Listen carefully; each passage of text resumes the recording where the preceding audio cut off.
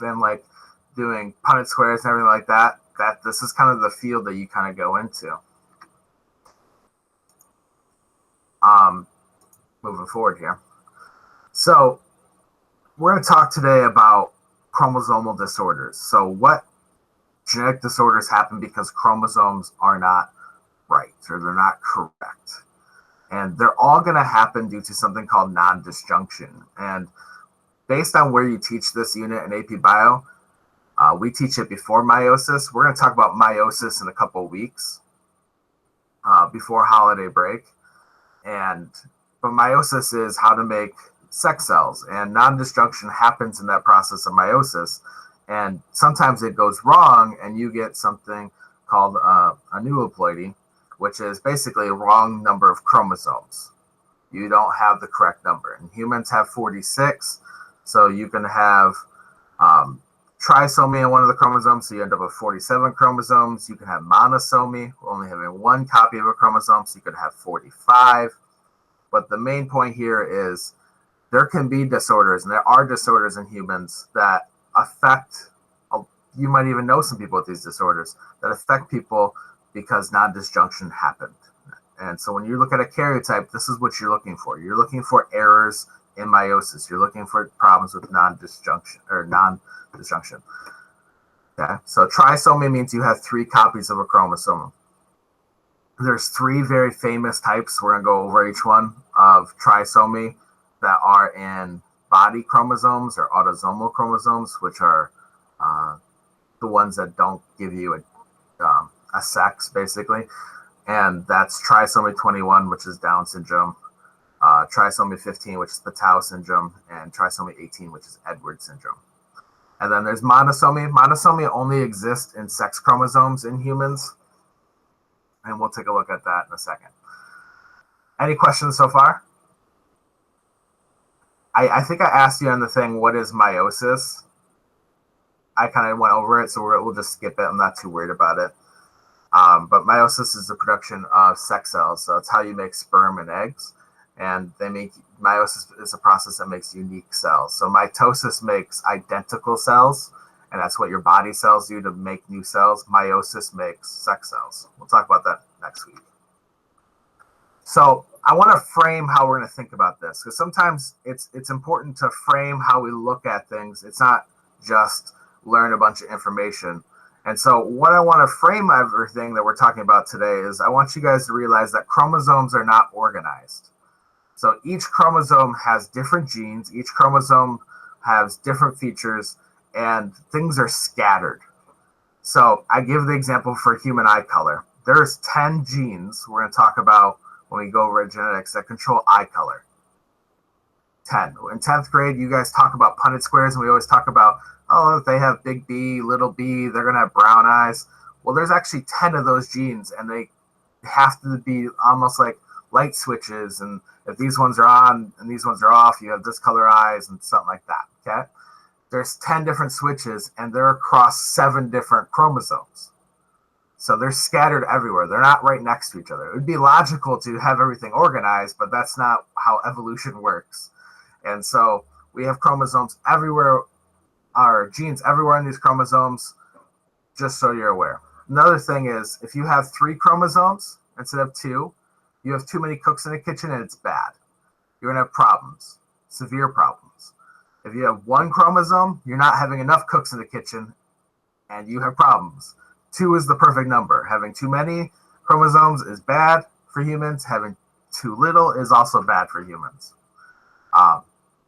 There are some disorders that aren't as bad, but for the most part, it's not a positive thing to have too many chromosomes in humans. And other organisms, it's super positive. Plants are the most famous one. We'll talk about plants at the end, but this is how we get so much genetic diversity in plants, is they love having too many chromosomes. Any questions so far? I know I'm kind of, I won't say going fast, but, you know, we are moving. All right. So the most common one that you're going to see when you do a karyotype is you're going to notice something called trisomy 21, which is the technical term for Down syndrome. Most of you guys have either met someone with Down syndrome or seen someone with Down syndrome. It's probably the most common one of these guys. And it's the most, obvious isn't the greatest word, but I'm going to say probably the most obvious one of these. Like someone with Down syndrome has a particular look and demeanor. And one of the interesting things, it's not on this slide, but I want you guys to know, is what's kind of interesting about Down syndrome is it changes their brain a little bit, and it obviously they have some learning disabilities and stuff like that, but they actually have a 3 times larger empathy center than a normal human being. And so these people that have Down syndrome, they typically are more empathetic. They care more. They're nicer. And so people with Down syndrome are some of the nicest people you will ever run into. I saw a story a couple of years ago about somebody that had Down syndrome that started a giant charity, and he was just taking donations and giving everything out and to other kids with Down syndrome. It was pretty crazy. It was a cool story. So trisomy 21, you have 3 21s. Your 21st chromosome is actually your smallest chromosome, or it's about equal size of 22. I didn't say it in the beginning, but all chromosomes are in line by what size they are until you get to XY at the end. So 21 is the smallest or second smallest, you could say. And that's one of the reasons why we could have 3 21s, is because even though you usually don't want to have 3 chromosomes of anything, 21 doesn't have that many traits on it. And so therefore the body could still produce a functioning fetus, and it can go to birth and be a person. And so that's a big part of this. You're never going to see trisomy 1. That's too many genes. Trisomy 2. So it's 21, 18, and 15 are the most common ones that can be living. There is 20 as well, but there's only been like 3 cases that we've ever documented. So the frequency of Down syndrome correlates with the age of the mother. We have not really found anything else that correlates with Down syndrome, and I'll kind of show that in a second here.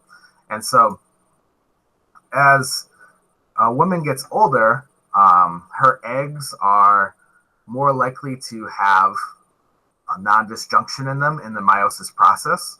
They are, I wouldn't say, I mean, the eggs are aging, just as like you're aging. And all girls actually have all their eggs from the time they're born until the time they use them in their menstruation cycle. And so the longer they're there, the more likely there's going to be problems with them. And so you can see if you're 25 years old, the risk of Down syndrome in the United States is 1 in 1,250 births have Down syndrome. If you're 45 years old, it's 1 in 30. Okay? And you can see also, this is also aligned with genetic issues as well. So you're more likely to have genetic issues in your child the older you are. Okay? And you can kind of see the graph here and how that kind of looks. Any questions on this? I just gave a lot of information. Any questions on Down syndrome?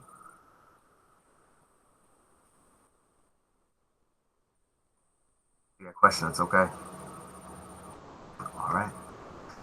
I want to show you guys something because this is going to be something that as you keep going in science, you're going to see more and more of, and they can be very skewed and abused. And I saw a couple of these yesterday for coronavirus things, and I wanted to grab one for Down syndrome. So this is called an odds ratio chart. And so you're going to see these in scientific studies. And what an odds ratio chart shows is 1 is normal risk. So this is how much normal risk somebody would have at whatever they are. So 25 to 35 years old is slightly basically a normal risk of having a Down syndrome kid or child with Down syndrome. 35 years old, you can see the risk goes up, and you can see the closer it is to 2, it's twice the risk. Go less than 1, like it's 0.5, it's half the normal risk. So why I like showing these is sometimes people abuse these ratio charts. And what I mean by that is if you take a look here, you could take a look and see, holy cow, smokers don't have kids almost ever with Down syndrome. which is the opposite of what you would think. It's the opposite of what you're told. If someone looked at this chart and took too much out of it, they could be like, well, I should start smoking so that way I never have a kid with Down syndrome or I have less of a chance. And that's not true at all. What we're referencing here is just the fact in this study, smokers seem to have less of a chance of having kids with Down syndrome. Is it true for everybody? No, it was just in the study. Also, there's other correlating factors here. We find in studies that people that smoke tend to have kids at a younger age than people that non-smoke. Or this one, going to college doesn't mean you're going to have a kid with Down syndrome. But what it might mean is that it takes longer for you to get to the point where you have children as a woman. And so that increases your risk compared to people that have other education. And so this idea is sometimes these things are nice, these ratio charts, but sometimes people can skew the information. Okay. And so I just wanted to show you guys one. Not that this is going to be a big thing in this class, but eventually you're going to see these guys in science. And I hate when people abuse them because they can take something out of it that doesn't really make sense. By the way, parity basically means if you're null parous, it means you never had a child before. Parous means you had a child. That's the only one I think you guys probably don't know what it means. But let's move forward, I guess. Trisomy 21, or 15, sorry. Wow. Trisomy 15, 18 are the other two famous ones. Both of these end up with a child with severe issues, and there are some cases of the children living past one, but for the most part, about 95% of them will die before they hit 1 year old. You and your traits on your chromosomes, every one of your chromosomes except 21 and 22 have things called FOX genes or system genes. FOX genes and system genes are basic building block genes. And if you have too many of them or you're lacking them, your body doesn't know how to build the different parts in your body and doesn't know where to put them. And so having too many 15th chromosomes or having too many 18th chromosomes leads to problems where your body is over manipulating its production or its creation of different things. And so Patau syndrome 15 is a lot more common than 18, and the baby has some severe issues. And Patau syndrome sometimes can create a cyclops where there's only one eye in the middle of the forehead. It always creates a cleft lip. You can see this. Not that all cleft lips are trisomy 15. They're not. There's a lot of problems, okay? Trisomy 18 creates severe limb issues and organ issues. As you can see, this is trisomy 18 Edward down here. You can see how the limbs are connected and whatnot. It's obviously some reason the baby does not, or the infant does not, I guess, lack of a better term, or trying to just be honest, doesn't miscarry. Something about 15, 18, the body doesn't have a protection for it. The rest of them, they do occur. Trisomy and monosomy occur almost on every chromosome, but the rest of them cause a miscarriage early in the pregnancy. The baby doesn't go forward past being a fetus or an embryo in the first couple of weeks. And realistically, miscarriages are quite common, more so than people think until they get into the process of having children. But 30% of pregnancies have miscarriages. Sometimes it happens before the person even knows they're pregnant. Sometimes it happens after, unfortunately. But 30% of pregnancies end in that miscarriage. And sometimes it's because of issues with the chromosomes. And so these things happen more often than you think. It just usually doesn't go to term for a baby. You don't see those children. Any questions on trisomy 15 and 18?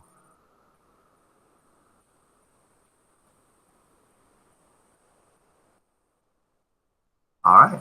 Well, you guys are very quiet. So going forward, we're going to have you guys do some work now because I'm getting sick of talking. So sex chromosomes, we also have the ability to have trisomy and monosomy. And with sex chromosomes, it's their 23rd chromosome. I hope you pulled this from 10th grade. You have, if you're a girl, you're XX. If you're a guy, you're XY. Now, these sex chromosomes also go through this meiosis process too, so they can have non-disjunction. And we can have some errors of how they're getting pulled apart. But realistically, they're not as severe because some of these guys, the X chromosome does have a decent amount of genes on it, but having too many of them or too little of them causes issues, but not severe ones. A Y chromosome is only good for one or two things. The Y chromosome for the guy has ear hair. So if you have the gene for ear hair in the Y chromosome, and then the SARY gene, SRY gene, which is the gene that makes a guy a guy. It turns on the production of testosterone that causes all the secondary and primary side effects of having testosterone, the things that make a guy a guy. So having an extra Y chromosome isn't a problem. And we know not having a Y chromosomes, it's definitely not a problem because girls, you don't have a Y chromosome, so not having one's not a big issue at all. And so, what I want you guys to do is I'm going to go through and talk about them with you guys, but I want you guys to find out some information and kind of lead the conversation a little bit. So if your last name is A through F, if your last name is A through F, you're going to do Klinefelter syndrome. So I'd like you to research that for 5 minutes, find out about it. What happens to a person if they have Klinefelter syndrome? If your last name is E through L, you're going to do trisomy X, which is a female. I put what gender they are afterwards or what sex they are afterwards. So trisomy X, female, that's E through L. Jacob syndrome, that's M through R, last name. And then Turner syndrome is S through Z. And so if your last name is whatever one, I want you guys to do 5 minutes quick research. You can use Wikipedia, you can look around. Obviously, try to use good sources first before going to not great sources. And then in 5 minutes, I'm going to cold call some of you guys based on your last names and find out what you found out about these guys. So I'll give you 5 minutes. I'm going to go quiet. You guys can just do your research, and I'll come back at 12 or 10:17.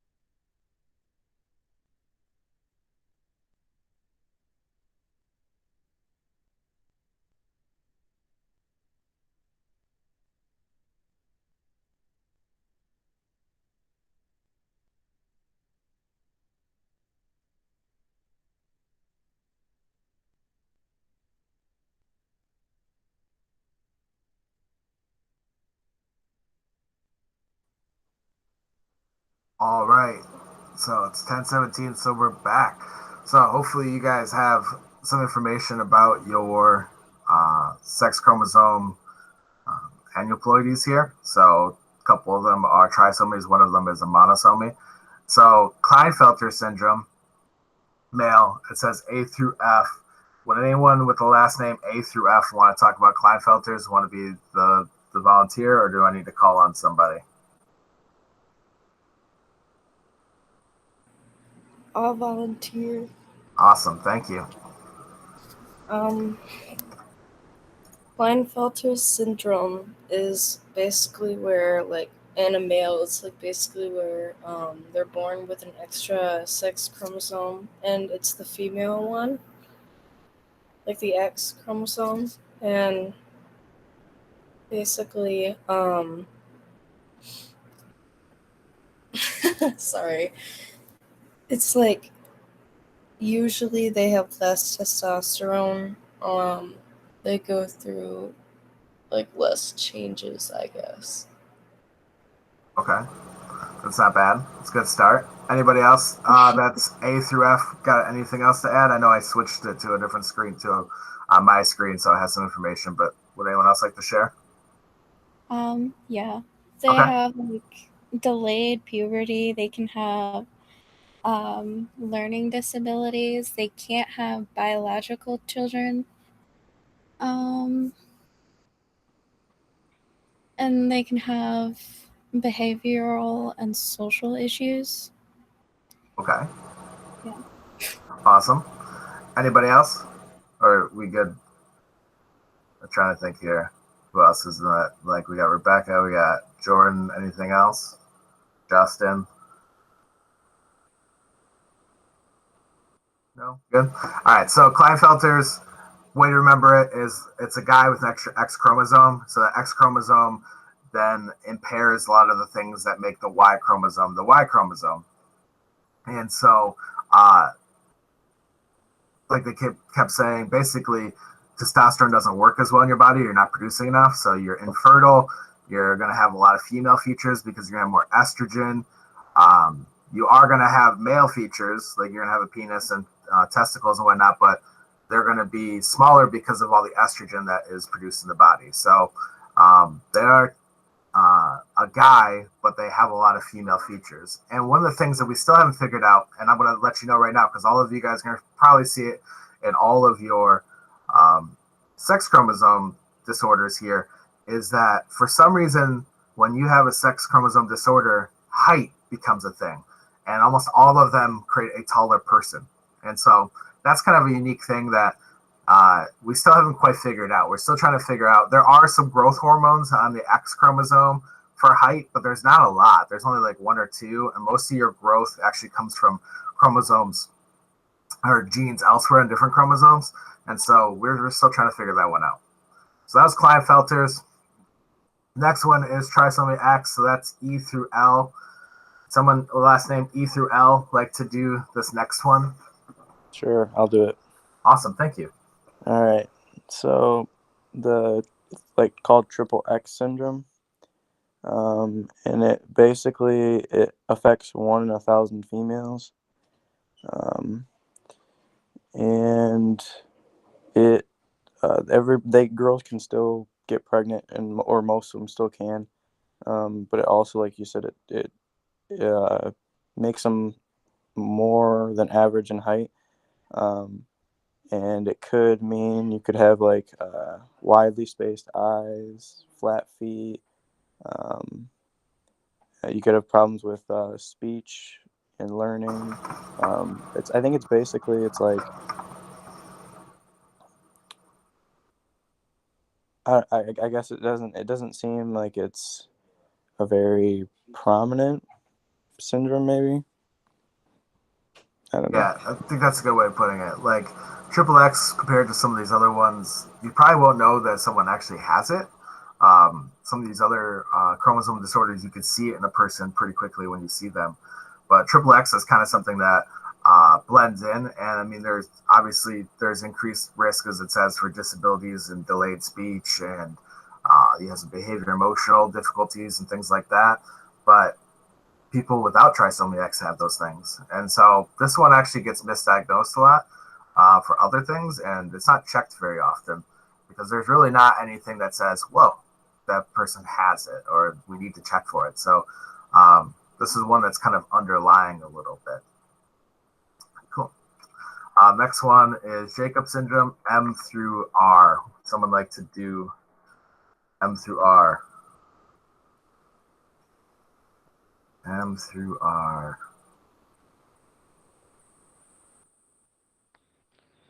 I'll do it. Awesome. Thank you. I appreciate it, Sophie. It's just when a male has an extra Y chromosome.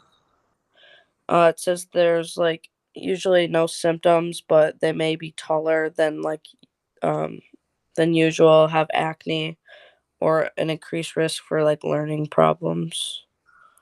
Yeah. So this one's kind of like the triple X syndrome a little bit, where it's kind of underlying. You wouldn't really ever know, I guess, is a good way of putting it. There are some increased risks for some things. They have more acne. They are taller. Now, the thing I put up here is the XXY Jacob syndrome men, and it talks about your son, blah, blah, blah. One of the things that is interesting, I wouldn't say interesting, it's kind of sad.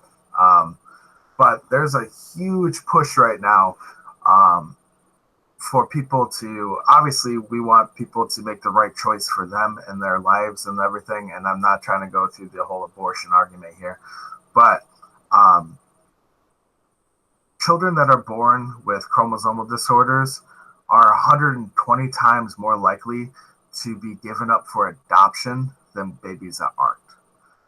There's already a lot of kids that are up for adoption in the United States. There's over 200,000, but over 60,000 of them have a chromosomal disorder, and the most common is Down syndrome. But some of these other ones, like Jacob's and whatnot, they seem really scary up front to parents. They get a genetic test and they're told their kid is not good, that something's wrong with them, but they keep the baby and they just can't handle it, or something is off and they give the baby up, or they have an abortion even too.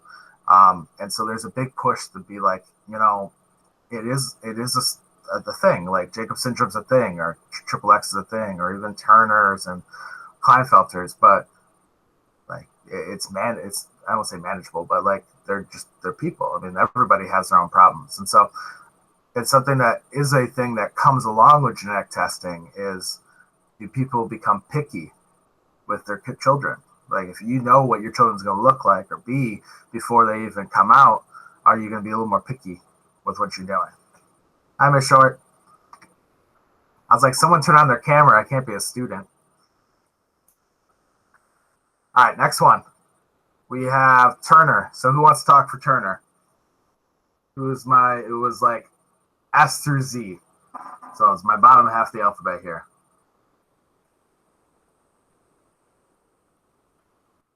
I'll give you like a second here before I cold call.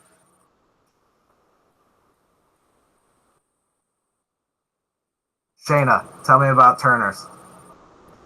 One of the X chromosomes is missing partially. It causes short height and failure of the ovaries to develop and heart defects. It's rare. Awesome. Fewer than 200,000 have it per year. Okay. And it can't be cured. Yeah. So all of these, like, we haven't talked about that, but all these are something that we are trying to develop ways to find ways not to so much just like treat the symptoms, but try to cure things long term. Obviously, we're not there yet at all, because I mean that's talking about adding chromosomes in and stuff like that to an embryo. We're not there, but we're working towards that process. So Turner syndrome, you have a girl with just one X. This is the monosomy. This is the one where they only have one chromosome, and it's the only chromosomal disorder that only has one chromosome. All the other ones were trisomies. They all had three. It's the only one that is missing one. And so trisomy, you're a girl. That's your sex. There's a lot of problems with the sexual reproductive system. There's some facial features that kind of give it away a little bit more. You have lower set ears. Your jawbone is really small. It's a little flat. Your face is usually a little flat. And so there's some issues there that kind of crop up that if they did not test genetically, you kind of realize someone has Turner syndrome at a younger age. And so this one's not as hidden as something like triple X syndrome or the last one, Jacobs, with the guys. Cool. So I'm glad you guys did that. Hope you found out something about your syndrome or whatever the disorder. We have one last slide, and then we're done. You guys get out of here. So we talked a lot about humans today because we're doing this karyotype lab and everything. And we're looking at human chromosomes, but there's more things in biology than humans. And one of the big things with chromosomal disorders is there's actually positives to having too many chromosomes, and that's within plants. I brought that up earlier. If a plant has too many chromosomes, it's not a bad thing. Plants actually like having too many chromosomes because it gives them genetic diversity. A plant can't so much reach out and find the best mates, and so whenever it can keep extra genes, it wants to do that. And so naturally this happens. It's a little rare naturally, but we actually abuse this system now. When you guys have like genetic modified food, some of your genetic modified food is just as simple as making them polyploidy by adding other chromosomes from either other species of plants or from the same species. And so making especially our like fruits have polyploidy have made them larger naturally over time. And so like strawberries is the big one. Strawberries are about 80% bigger on average than what they were 50 years ago because we genetically modified them. We gave them basically more chromosomes than a wild version of a strawberry would have. And so some of you guys might have seen like wild strawberries or even like raspberries and stuff. They're small compared to the ones you buy in a store. Like especially raspberries. Raspberries are ridiculous in the store. They're huge. The ones in the wild are really, really tiny. We also do this with flowers. Basically every single flower you buy in a store or at a greenhouse that has genetically modified plants, they're going to be polyploidy because it makes their flowers bigger.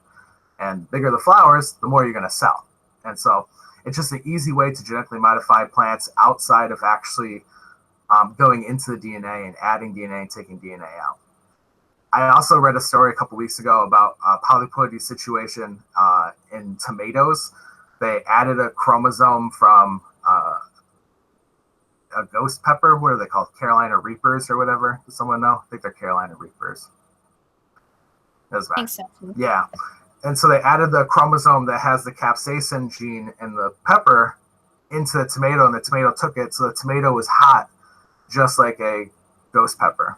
And so we're starting to play with that, what makes things have taste and whatnot. We can move chromosomes around. So in your lifetime, you might have a plant like one of the big studies that is at Grand Valley right now. One of my old professors, he's genetically modifying plants, and his passion is to try to make celery taste better. And so he's adding chromosomes from other plants, causing polyploidy, and he's trying to find a way to make them have a taste of something other than just water and like grass. I don't even know what celery tastes like. I guess that's probably the best definition. But so it's kind of interesting that you can play with this. And so I want you guys to realize we talk so much about karyotypes and genetic disorders that some organisms, they find a positive with this. All right, so I appreciate you guys doing that. Let me go back to our chart here. So today, you basically just have to finish up on the lab. The lab is due tomorrow, though. So I know I took a good chunk of your time from my class already. You can finish your lab today or tomorrow. If you need help with it, I'm here from 9:45 to 10:40 tomorrow on the Google Meet. You come in, I'll work with you. I know it's hard online because, like I said, printing out a karyotype and cutting it up and like making a karyotype is so much easier than sitting there with like Cami and being like, okay, that guy kind of looks like this one and this one looks, it just takes longer. And I know that's a struggle. So you can come in here, hang out with me, do that, and then you can do your reading for the weekend, over the weekend. Or if you are done with the lab, you turn it in and you just do your reading during the assigned AP bio time. No matter what you do tomorrow, make sure you guys do the Friday spot check. I'm pretty sure I asked you guys for the cell transport practice test that you guys took on Monday. I think that's the one I go back and get from you. So do I have any questions? I know I've talked for the last like 6-7 minutes here.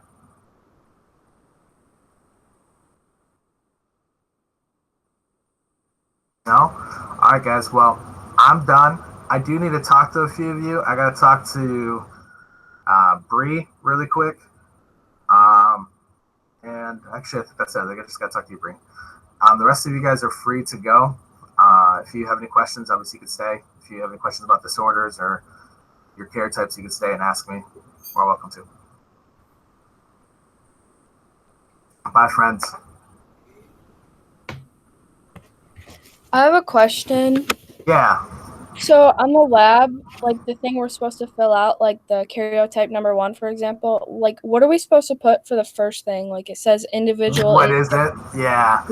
I had this discussion yesterday with Alina, I think.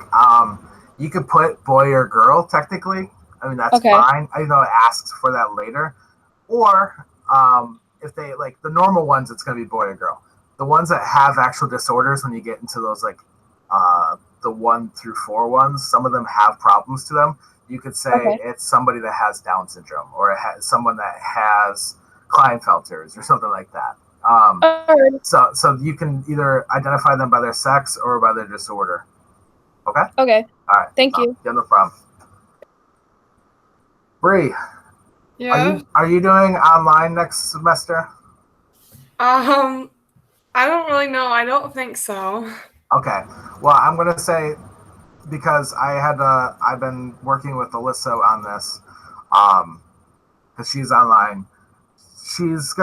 They told her initially she had to drop AP Bio if she was gonna go online. But I'm gonna keep teaching her online for AP Bio. So you're not gonna lose this class if you stay online. Okay. I'm trying to find. I don't know if are you in AP English? No, this is my only AP course. Okay, all right. So that's not a worry for you. But yeah, so if you stay online, then you'll have me as one of your teachers next semester, and we'll keep going with AP Bio. If you come back in person, which is fine, you'll finish up the year with Mr. Olds in AP Bio. Okay. Sounds good? Yeah, I was confused, so thank you. Yeah, no problem. All right, I'll talk to you later, okay? I have a question, one thing. Oh, yeah, of course. So, did you see my test that I did yesterday, the retake? I haven't looked at it yet. Okay, that's fine. I just didn't know. Yeah, no, I'll look at it tomorrow. That's when I usually grade everything. But if I'll let you know right away, and I'll put it in the grades, obviously, but I'll email you too how you did. Okay? All right, thank you. All right, no problem. All right, talk to you later. Bye.